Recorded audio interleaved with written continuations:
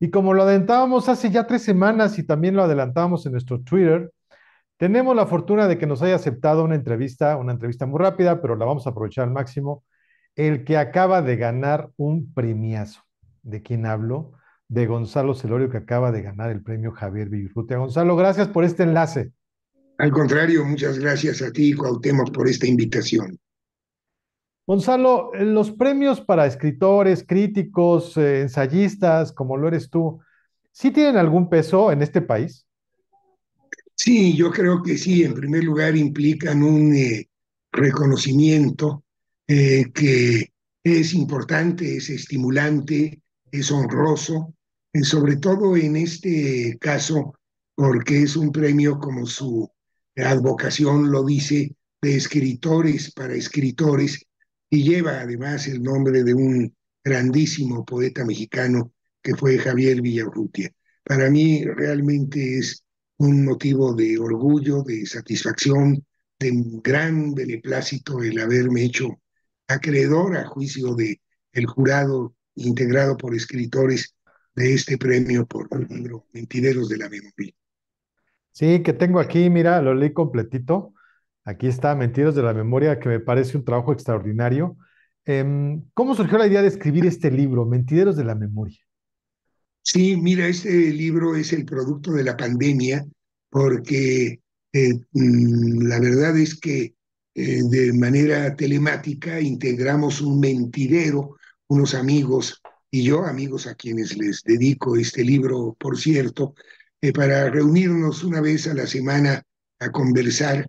Y esto es un mentidero, un espacio de especulación, de comentario y me pidieron algunos de ellos que por qué no les leía lo que yo estaba escribiendo, y me motivó esto muy a la manera, toda proporción guardada de Boccaccio, a hacer mi Decamerón con 20 textos que se refieren a otros tantos escritores de Hispanoamérica, fundamentalmente, muchos de ellos mexicanos, a los que tuve el privilegio de tratar, de conocer, algunos de los cuales fueron mis maestros.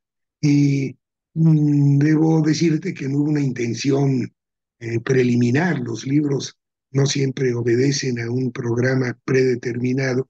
Y yo tenía ya algunos textos hechos que ahora metí un poco de contrabando. Es decir, tenía ya 2 o 3 retratos, uno de cuando recibí en la Universidad Nacional el 3 de marzo de 1993 a Julio Cortázar. Tenía otro retrato de mi querido maestro Luis Ríos, un retrato también de 2 poetas cubanos, Dulce María Loinás y, y Eliseo Diego. Y bueno, si tenía 3 retratos, pensé que podría tener una galería o hacer una exposición, y entonces me di a la tarea de configurar los retratos de otros escritores, siempre en términos testimoniales. Creo que este es un libro autobiográfico que tiene una condición realmente rara, porque es un libro autobiográfico, pero el protagonista de este libro no es el que lo escribe, sino los protagonistas son los otros escritores a los que hago referencia, todos mayores que yo, y yo aquí me desempeño realmente como un testigo privilegiado por haber tenido el privilegio de tratarlos, de conocerlos, de algunos de ellos ser amigos, de otros discípulos. No, bueno, Gonzalo, eres muy humilde, pero tener de amigo o haber conocido a Jaime Sabines, a Arriola, a Borges, perdón, Borges, a Julio Cortázar, a Augusto Monterroso, a Márquez, a Humberto Eco, a Rulfo, bueno, qué envidia. Yo sé que te va a costar trabajo, pero me tienes que decir dos de estos mentideros que son historias, créemelo, sensacionales. ¿Con cuál le recomiendas a la gente que para que lea tu mentidero? ¿Cuál le recomiendas? Dos recomiéndales, por favor.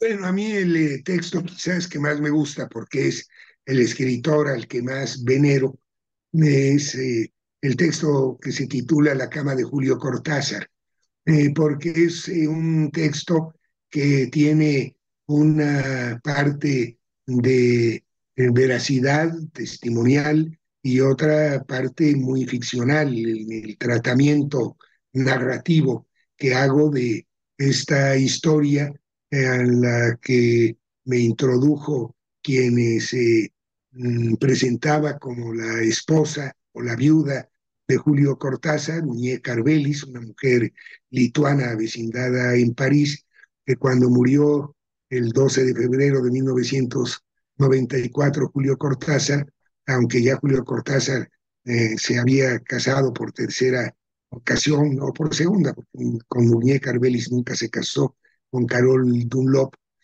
pues que ya había muerto, por cierto, cuando Cortázar murió. Esta señora Uñé Carvelis se hizo pasar por su viuda, de alguna manera lo fue, porque aunque no hubieran estado unidos matrimonialmente, fue su compañera de vida durante 11 años, y esta mujer quiso fundar la Asociación Julio Cortázar en México y a mí me tomó un poco como su secretario y yo trabajé pues con ella para la organización de esta fundación que me obligó a conocer a Rulfo, a pedir firmas aquí y allá.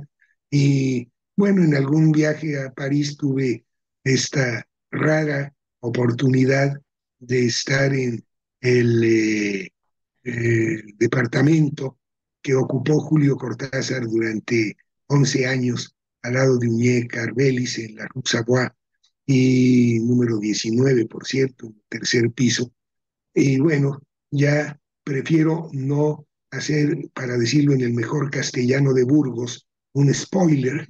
Y entonces no quiero decir por qué o adelantar por qué el texto se llama La cama de Julio Cortázar. Las condiciones de testimonio directo, de crítica literaria, de homenaje literario y al mismo tiempo tiene una narrativa de ficcionalidad que le da el tono que yo quisiera haber adoptado a lo largo de las páginas y de los 20 capítulos que integran este libro.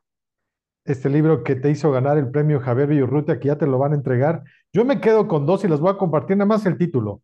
Me quedo con la de Humberto Eco, sobre todo en esta conferencia de nombre kilométrico, el tránsito de la metáfora, la alegoría en la Baja Edad Media italiana, y que además la dictó en italiano esa conferencia. Y por supuesto, Gonzalo, no me voy a, no, para que la gente le den ganas de leerlo, no voy a decir por qué, pero me quedo también con la del personaje que dijo Borges. Con esas yo los dejo. Gonzalo, tengo que preguntarte, tú fuiste director de una de las editoriales más importantes de México, del Fondo de Cultura. ¿Cómo ves ahora la edición en México? ¿Cómo lo sientes? Si quieres hablar en particular del Fondo de Cultura, donde tú fuiste director general. Sí, bueno, es un poco difícil hablar de una editorial que ha tenido un cambio muy notorio en estos últimos 4 años. Es una editorial que, bueno, ha tenido un derrotero, creo que muy diferente al que tuvo durante los muchos años que la precedieron. Yo siempre he pensado que el Fondo de Cultura Económica era una institución editorial de dimensión panhispánica realmente muy, muy importante, que fue una editorial que contribuyó de manera muy notable a la educación superior de los países hispanoamericanos, que fue una ventana abierta en algunos países que pasaron por momentos realmente muy críticos en su política interior. Fue la única ventana abierta que tuvo, por ejemplo, eh, en la cultura española durante la dictadura franquista. Esta editorial también pudo sobrevivir en Buenos Aires durante el régimen militar, no así en el caso de Chile, donde Pinochet la mandó cerrar, a mí me tocó reabrirla, pero bueno, tenía una gran dimensión latinoamericana. Me da ahora la impresión de que se concentra más en los trabajos de divulgación cultural en México, y yo creo que pues es una institución muy importante que, bueno, de todas maneras, confío en que pueda seguir desarrollándose a lo largo del tiempo, porque es una institución que tiene una historia de una gran solidez. Una vez le pregunté yo a este gran historiador brasileño, Helio Jaguaribe, quién fue su maestro. Y él me dijo, el Fondo de Cultura Económica. Creo que el Fondo de Cultura Económica ha Eh, sido la maestra de las generaciones de toda Hispanoamérica en el ámbito de las humanidades y de las ciencias sociales, particularmente en el nivel de la educación superior de nuestros países. Y es realmente una institución muy importante. Exactamente, lo has dicho bien, Gonzalo. Yo nada más te voy a dar un dato ya para terminar y que nos des tus formas de contacto. En el periodo que tú estuviste, que fueron 2 años, publicaste 876 libros o títulos nuevos. Hasta la fecha, hasta este día, tiene el Fondo de Cultura publicados títulos nuevos, 178. O sea que sí hay una gran diferencia. Gonzalo, dónde te puede leer la gente? Yo sé que ya te conocen, pero algún blog, algún Twitter, Facebook, algo que tengas para que pueda intercambiar ideas contigo, Gonzalo. Pues mira, la verdad soy muy anacrónico y muy solipsista quizás, pero no utilizo redes sociales y no las frecuento porque sé que subiría muchísimo el número de horas que tendría que dedicarle a este aparatito y prefiero dedicárselas a la escritura. Creo que sí, es un anacronismo, la verdad, pero pues prefiero seguir trabajando de esta manera. Creo, por otra parte, que el verdadero puente entre el escritor y el lector es el libro, que lo demás es circunstancial o periférico. Claro que también es verdad que es importante que los lectores puedan saber que existe tal o cual libro, pero bueno, para eso están también las promociones de las propias editoriales y también algunas entrevistas como esta que generosamente me has dispensado. Muchas gracias, Gonzalo. Ya lo escuchó usted al ganador del premio Javier Virruta, Gonzalo Celorio, con este libro, Mentideros de la Memoria. Nuestra, nuestro Twitter, por si tienen algún comentario, @CeuMiranda. Muchísimas gracias y seguimos en línea. Gracias, Gonzalo. Muchas gracias a ti, Cuauhtémoc. Muy buenas tardes.